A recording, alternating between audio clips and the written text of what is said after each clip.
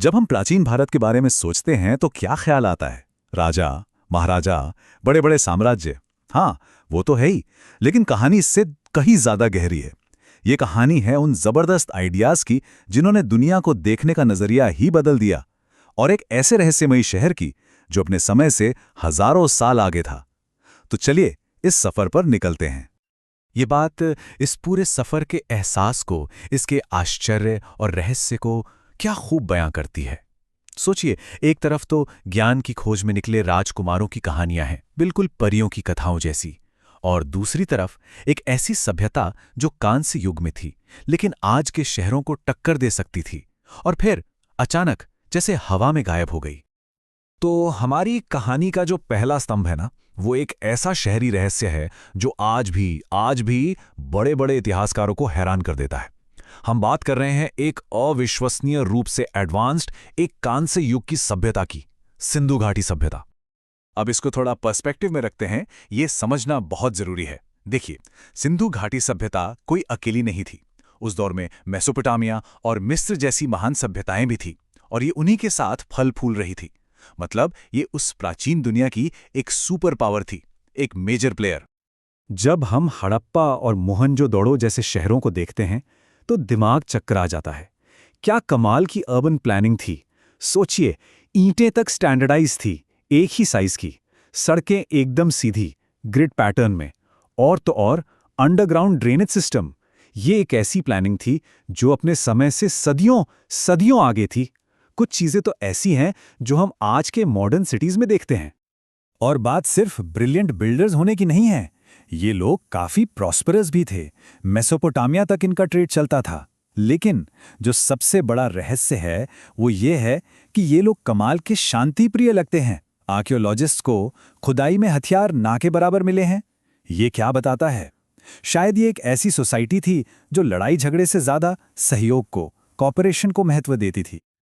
और फिर वो बस गायब हो गए अचानक। क्या हुआ? क्या जमीन बंजर हो गई, या किसी बड़े भूकंप ने नदी का रास्ता ही बदल दिया जो उनकी लाइफलाइन थी? सच कहूं तो हम आज भी पक्के तौर पर नहीं जानते। ये एंशिएंट वर्ल्ड की सबसे बड़ी मिस्ट्रीज में से एक है, और ये सवाल आज भी हमारे सामने है कि आखिर इतनी एडवांस सभ्यता खत्म कैसे हो गई। तो चलिए अब ईंट और पत्थर की दुनिया से निकलकर शब्दों और विचारों की दुनिया में चलते हैं। और ये कोई मामूली विचार नहीं थे, ये वो आइडियाज थे जो आगे चलकर एक पूरे सब कॉन्टिनेंट का नक्शा तय करने वाले थे। हम बात कर रहे हैं वैदिक युग की, जिसका नाम पड़ा पवित्र ग्रंथों यानी वेदों से। ऐसा माना जाता है कि ये वेद इंडो आर्यंस अपने साथ लाए थे, जो धीरे धीरे सेंट्रल एशिया से यहाँ आए। और हाँ, वेद सिर्फ धार्मिक किताबें नहीं हैं, बिल्कुल नहीं।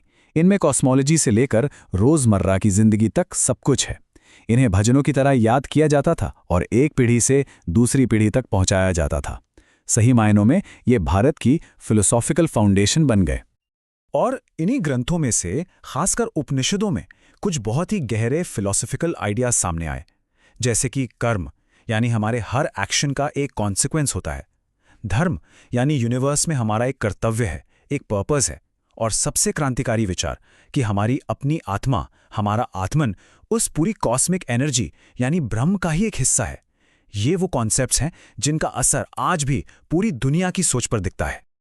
इसी दौर में जाति व्यवस्था की भी शुरुआत हुई, एक बहुत ही रिजिड सोशल स्ट्रक्चर। हो सकता है शुरुआत में ये काम या प्रोफेशन पर आधारित हो, लेकिन धीरे धीरे ये जन्म पर आधारित एक पक्की व्यवस्था बन गई।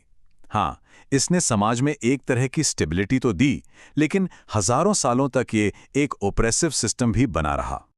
चलिए अब कहानी में एक नया मोड़ आता है। हम एक ऐसे दौर में पहुंचते हैं जहां एक फिलोसॉफिकल रेवोल्यूशन हो रहा था, एक ऐसी क्रांति जिसने वेदों पर आधारित व्यवस्था को चैलेंज किया। ये वो वक्त था जब नए नए आइडियाज और नए नए धर्म सामने आ रहे थे। और इस क्रांति की कहानी शुरू होती है एक राजकुमार से, सिद्धार्थ गौतम। उनके पिता ने उन्हें दुनिया की हर तकलीफ से दूर एक महल में पाला पोसा।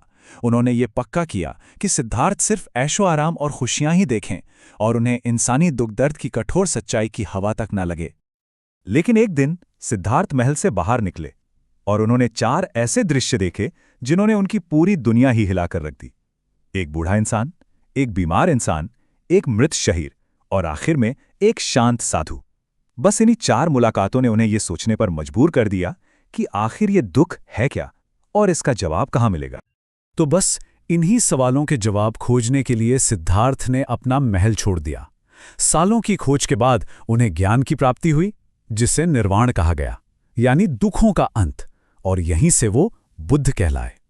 उनकी सबसे बड़ी सीख थी मध्यम मार्ग अपनाने की, यानी ना तो बहुत ज्यादा ऐशो आराम और ना ही खुद को बहुत ज्यादा कष्ट देना, बल्कि सेल्फ कंट्रोल के जरिए मन की शांति पाना। और अब हम पहुंचते हैं अपने आखिरी स्तंभ पर, एक ऐसा दौर जब भारत पहली बार एक बड़े साम्राज्य के नीचे एकजुट हुआ। और ये कहानी है एक ऐसे सम्राट की जिसका सफर जीत की क्रूरता से शुरू होकर पछतावे और करुणा पर खत्म होता है। हुआ यूं कि जब अलेक्जेंडर द ग्रेट भारत से वापस गया तो यहाँ एक पावर वैक्यूम बन गया, और इसी का फायदा उठाते हुए चंद्रगुप्त मौर्य ने भारत के पहले महान साम्राज्य मौर्य साम्राज्य की नींव रखी। लेकिन इतिहास पर सबसे गहरी छाप छोड़ने वाले थे उनके पोते अशोक। शुरुआत में तो अशोक ने भी अपने दादा का ही रास्ता अपनाया, जीत और विस्तार का, और इसी रास्ते पर चलते हुए उन्होंने कलिंग पर हमला किया। वो जीत तो गए, लेकिन वो जीत एक भयानक खून खराबे से भरी थी। अंदाजा लगाइए, उस एक जंग में 1 लाख से ज्यादा लोग मारे गए थे। ये उनकी एम्बिशन की एक बहुत बड़ी, एक चौंकाने वाली कीमत थी। लेकिन अपनी ही जीत के बाद उस तबाही को देखकर अशोक पूरी तरह बदल गए। एक गहरा, बहुत गहरा बदलाव आया उनमें।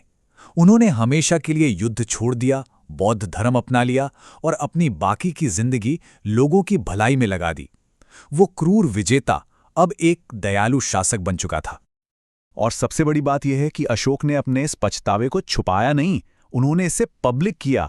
पूरे साम्राज्य में बड़े बड़े खंभों और चट्टानों पर लिखवाया गया, जिसमें उन्होंने अपने इस गहरे दुख को बयां किया। सोचिए, इतिहास में ये कितना बड़ा मोमेंट रहा होगा। एक सम्राट, एक विजेता जो अपनी ही जीत पर सबके सामने अफसोस जता रहा था।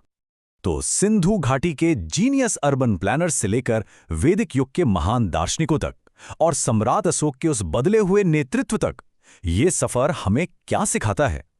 प्राचीन भारत हमारे सामने एक बहुत बड़ा सवाल छोड़कर जाता है। किसी भी सभ्यता की असली महानता किस चीज से मापी जाती है? उसके बनाए गए बड़े बड़े साम्राज्यों और इमारतों से, या फिर उन विचारों से जो वो पूरी दुनिया को विरासत में देकर जाती है?